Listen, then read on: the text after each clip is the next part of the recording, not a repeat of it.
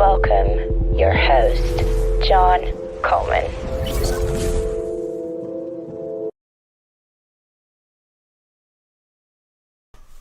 I was asked a question. Our leaders, VPs, directors are asking for help assessing the Scrum team performance and driving improved performance. Beyond velocity, which isn't a great measure of teams' performance, how do I show teams are providing greater value? The person says we deliver IT solutions, not any products that are sold, and compare teams. Oh, that's tricky. I'm glad you're asking about value, though, which is nice. And but value, what is value in this case? Because it sounds like you're an internal team delivering something to another part of your organization. But I guess it could be in terms of service, or it could be in terms, the value could be in terms of enabling real value, which is value customers, end users, sustainability, reducing risk, organizational value, and so on and so forth. But I'm glad that you're asking about value at least. So I want to bring up something that I discovered recently, which is some work from Troy McGuinness, and it's a really nice way. He's got 6 performance dimensions. A nice way of looking at how teams can balance across 6 competing forces. And one of them is doing the right stuff. Are we doing the right stuff? And so for me, that's about doing discovery. Are we, when people are asking us to do things, is there lots of evidence that we need to do that? Or do we actually need to do a little bit of research that's the right thing to do to deliver value? Can we do it predictably? So this is where flow measures come in. Our cycle times, are they reasonably consistent for the types of work that we're doing? And can we do lots of stuff? Do we have lots of throughput? Do we have good flow? But that's really output oriented. Can we keep doing it? As in, like, are we resilient? Can we have we been taking shortcuts, and do we now have risk as a result of those shortcuts? So that might be affecting our resilience. So value in terms of us being able to provide a quality service because we're on top of things. We didn't let things kind of catch up on us, if you like.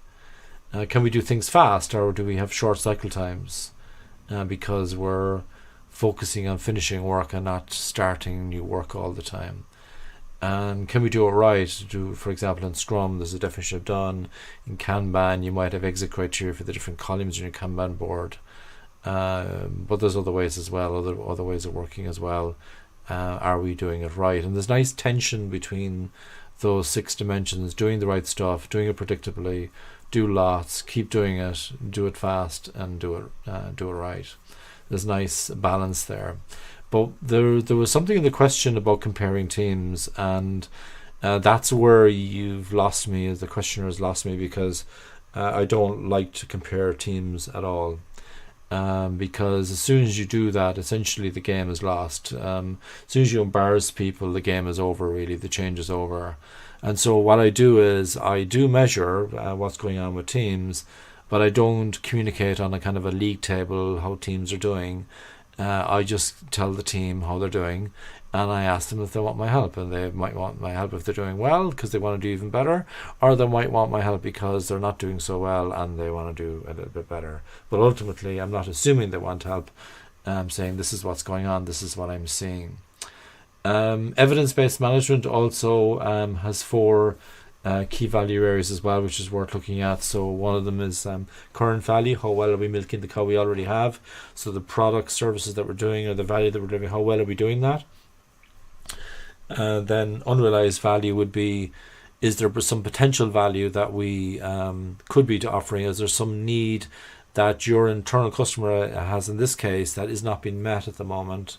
Because you just deliver these things, you deliver these services, but actually there's some needs that they need looking after that you're not looking after, kind of thing, that maybe you could look after. Time to market, which is covered by what Troy had and his thing there. Are we releasing frequently? Can we do things quickly?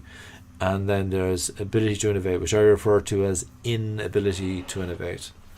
So, are there things slowing us down? Have we been taking shortcuts in the past? Are things catching up on us? Do we have the right environments? Do we have the right tooling? Are we well trained? Do we have slack in our work so that we have time to think, actually, time to innovate in terms of improving the situation that we have and reduce that failure demand? So I wouldn't be comparing teams. It's really tricky to figure out what the right thing is to measure. The most important thing is that you have tension between the measures, and maybe think about having some countermeasures as well. So you can be doing all these things really well, and in terms of the performance, the 6 performance dimensions that Troy has, or the 4 key value areas in evidence-based management. But have we kind of lost the plot? Is the team not feeling very agile? Are they actually feeling like agile has been done to them, and they're part of some kind of performance system, and you lose the plot then, right? So some people would say, should you be measuring at all? Should you be just measuring how we work together? Yves Moriot has a wonderful TED talk on that. You should check that out. And he shows a relay race where there's runners, women athletes in the World Athletics final, I believe, and they're running this race. The French are against the Americans. The Americans have the best runners on the planet ever, apparently, for that race, and the French won. And because they were cooperating better, they were collaborating better. And how do you measure cooperation? How do you measure collaboration? It's really, really difficult. We try to measure how fast people are running, but actually not measure how quickly the baton is actually moving. So that's my little tip. Any counter questions or rebuttal questions on that, just let me know. And you can, if you have any questions you want to ask me, just get on to me on social media. Thank you.